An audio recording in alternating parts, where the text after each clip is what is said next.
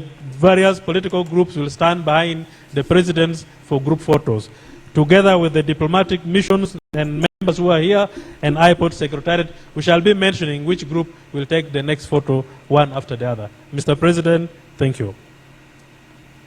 The presidents of the political parties which are members of IPOD,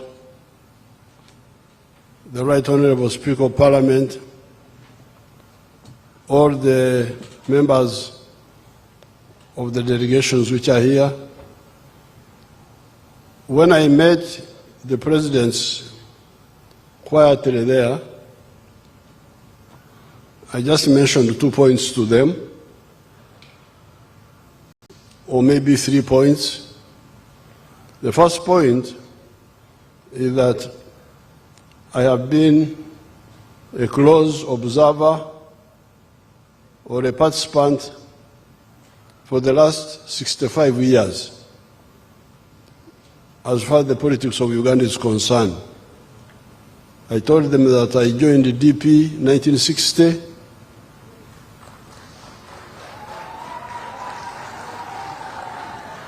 And I was a very active youth leader of DP.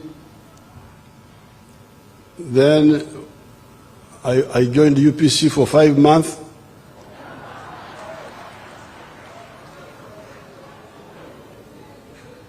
In 1970, but by 1965, we had started forming study groups in the universities, which were the precursors of what is now NRM.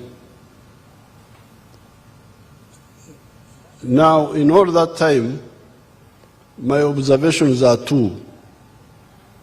Number 1 is that politics must be like medicine. A political leader should be like a doctor. A doctor looking at patients. And this doctor will only help those patients if he makes a correct diagnosis of what the patients are suffering from. If he makes a wrong diagnosis and makes a wrong prescription, the patients will not get cured. They may even die. When it comes to society, it is the same process. You either identify the problems of the society correctly and apply correct answers, or you will not give them a solution. And that's why the NRM has identified the 4 principles which we keep talking about: patriotism, love Uganda. Why? Because you need it for your own good. Secondly, Pan-Africanism, love Africa. Why? Because you need it for your own good. I don't have time to go into the details, but we have explained this elsewhere. Thirdly, socio-economic transformation. We cannot go on with the pre-capitalist societies, traditional societies, and we think that we shall manage to survive in the future. And finally, democracy. We think with these 4, we shall succeed, and we have been able to move, as we have seen. In the last 40 years almost, the NRM has been able to revive the economy of Uganda, and although we have still problems, but we are much stronger than we had ever been before. So that's the number 1. Correct understanding of the society. But secondly, if you have a different understanding, at least don't be violent. Don't use violence. Don't use subversion. Like the members here were saying, yes, they have got their different points of view, but let them express them peacefully, and then we see whether we agree or disagree. Now, when you have got a right understanding and you act right, then things will move. The country will be peaceful. But even if you have got a wrong understanding, but you are not violent, you don't act wrongly, yes, you will make mistakes, but the country will remain stable, and in the future, those mistakes will be understood and corrected. Now, the disaster in Africa is that people have got wrong understanding, but also use wrong methods. They are wrong on all accounts. They don't understand correctly, and they act wrongly, using wrong tactics, violence, subversion, cheating. This is the crisis you get in these countries. This is why Uganda here was in chaos. I don't have time to go into all that. And IPOD is not a center for parties try to justify themselves. We shall have time for that. But because of all those mistakes, that's why you get chaos in Africa. Because even if you make a mistake, but if the country remains peaceful, in the future it will be corrected, and you will have where to start from. But when you are wrong understanding, wrong methods, that's how you get this total breakdown like we have seen in so many of the countries. Now coming to my son, Jimmy, about the teachers, I don't want to be, I'm chairperson of the airport, I don't want to go into that debate. But it could be why UPC had problems, because they don't prioritize well. They try to do this, then the other way. The teachers, if we have money, we would pay all of them well at the very beginning.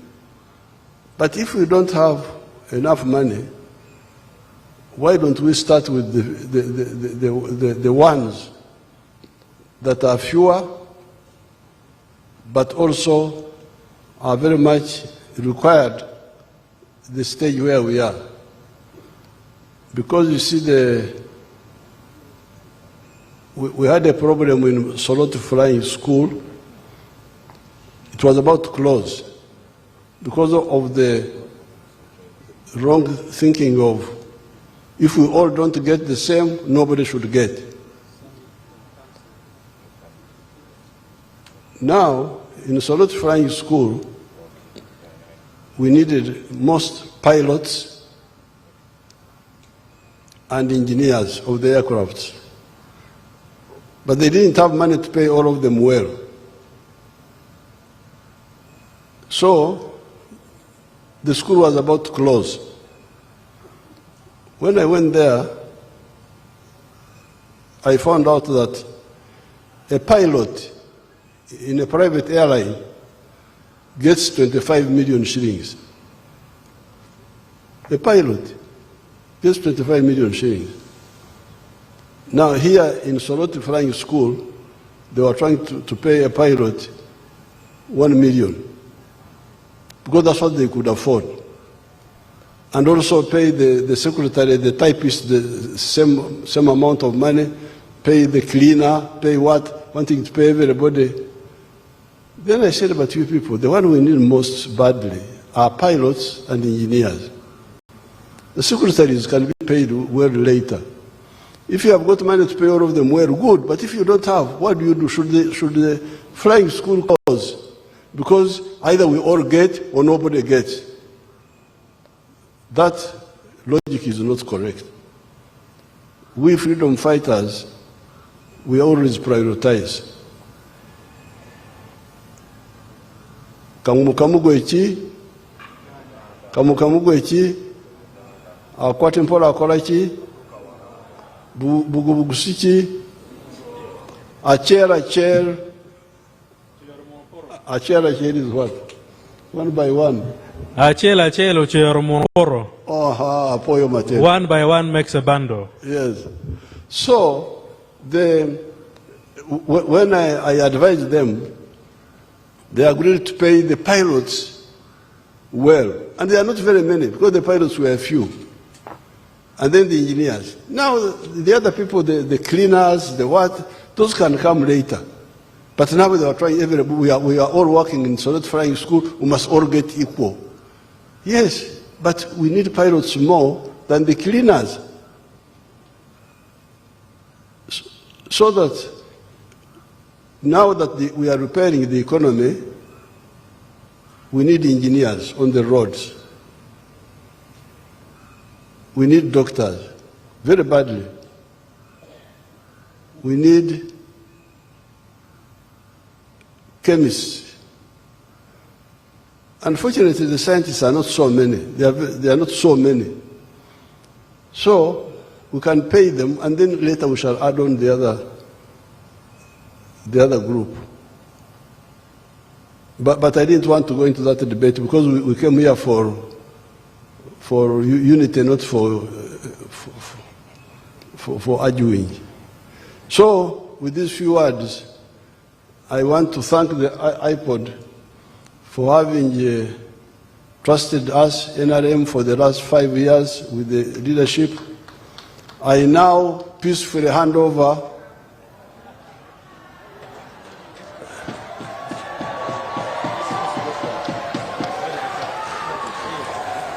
to Mao. Mr. President, we have to give you the flag to hand over to Chairman Mao. Officially, the flag for iPod. If we can get the flag for iPod, so that it's handed over to Chairman Mao. Very good. The flag.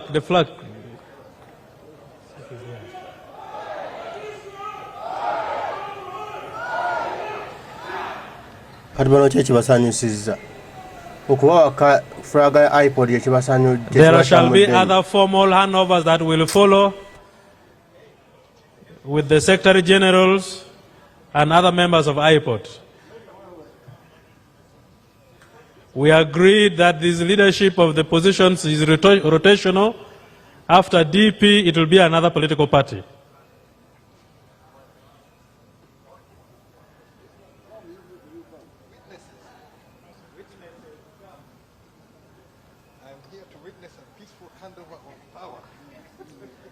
As the NRM hands over to DP, may we all rise and give a big round of applause to the national chairman of NRM for chairing iPod for a very long time.